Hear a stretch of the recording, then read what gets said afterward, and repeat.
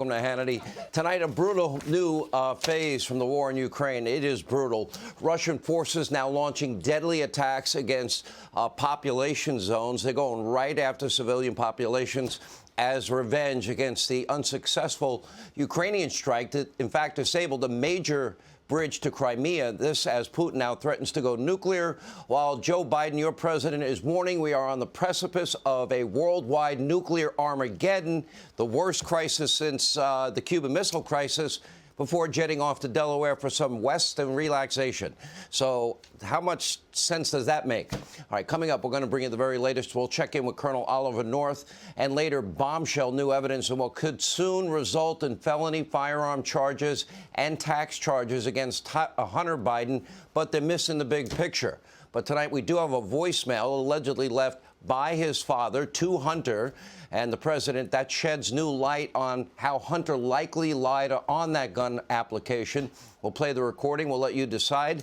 Also, the one and only Stephen A. Smith will join us with his take on Joe Biden, the Kanye West scandal, and so much more. And people can't apparently believe that we're friends. A lot of chatter on the internet about that. All right, but first, we are 29 days away from this inflection point in our country, a tipping point election, if there ever was one, our midterms. Republicans now are surging all across the country, it seems. The momentum has clearly shifted towards Republicans. In just a moment, we're going to hear from Arizona gubernatorial candidate Kari Lake. Wait till you hear about her opponent. And New York gubernatorial candidate Lee Zeldin. He is now down by less than 2 points to Democrat Kathy Hochul in the liberal state of New York. We begin tonight, though, in Florida with a powerful ad. Not all ads actually need to be negative, featuring the state's first lady. Take a look. I get asked all the time, who is Ron DeSantis? Well, he's the kid who grew up right here in Florida, working his tail off, paying his own way through school, then volunteering to serve in the Navy and deploying to Iraq. He's the man who I fell in love with from the moment we met. And he's the dad of 3 very rambunctious, energetic children. Mamie, our 2-year-old little comedian, Madison, our beautiful, sweet 5-year-old, and Mason, our 4-year-old athlete.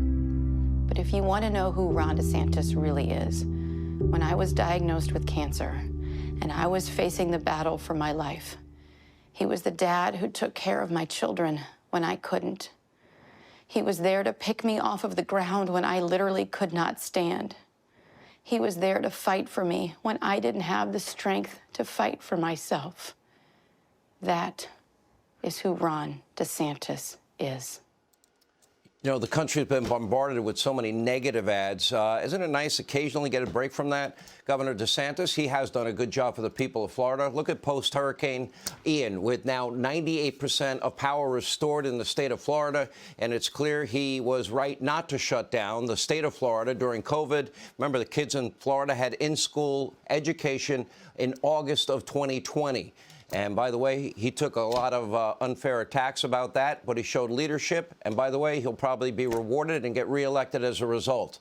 His decision to send illegal immigrant volunteers to Martha's Vineyard, that exposed a lot of left-wing hypocrisy. He and Senator Marco Rubio's reelections, they are critical in 29 days from today.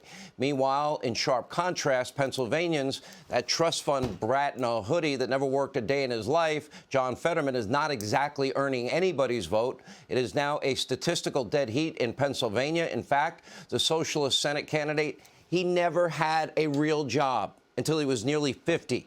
And then when he got elected as a part-time position of mayor of a tiny borough of, population 2,100 plus in Braddock, Pennsylvania, he was still living off mommy and daddy his whole pathetic life. And despite this being a part-time job, he skipped out on most of the city council meetings.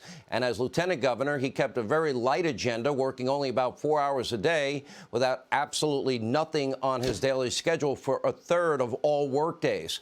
And then to make matters worse, Fetterman's massive stroke, well, that he had in May, has now left him seriously disabled. So far, he has been unable to debate. He rarely takes questions from the press, not many that I've seen.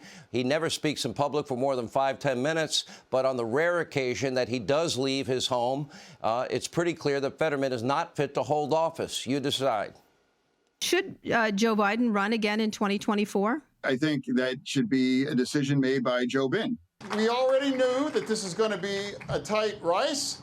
And we've always been running like this is down 5 points. He understands how extreme is it, and he wants to lie and make sure people pretend that he doesn't have the exact same views as Doug Mastriano is. I just wanted to check in and see how you're feeling and how you're doing. I'm doing fantastic, and it's not about kicking balls in the authority or anything.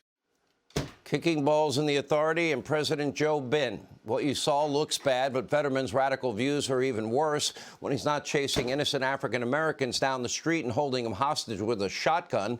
He wants to wreck Pennsylvania's economy and put a moratorium on fracking, wants to empty all of America's prisons. He has never been a pro-convicted murderer candidate in the history of any Senate race that I can think of. Free first-degree murders. Fetterman also supports legalization of hard drugs like heroin and fentanyl. By the way, he wants Pennsylvania taxpayers to pay for safe, free shooting zones for heroin addicts. You can't make that up. And as a socialist, Fetterman supports oppressive taxes, extreme government regulation, but he doesn't pay his own taxes. We've invited John Fetterman on this show many times. I've offered him 3 hours on my radio show, 1 hour on this TV show to defend this radical agenda. But given his, well, comprehension problems or whatever, he won't answer our requests. We've sent out the message many times. So we decided to take things into our own hands, and we sent our very own Sarah Carter, investigative reporter, to Pennsylvania to give him an engraved invitation. Take a look. Mr. Fetterman, Mr. Fetterman. Oh, yeah, Miss Fetterman, Miss Fetterman, Mr. Fetterman, Miss Fetterman.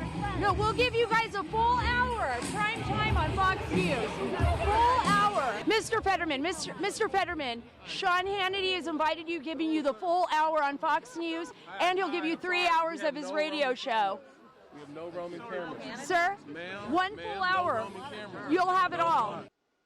That's 4 hours of airtime, over 700 radio affiliates, this TV network. John, come on. Hey, Sean Hannity here. Hey, click here to subscribe to Fox News YouTube page and catch our hottest interviews and most compelling analysis. You will not get it anywhere else.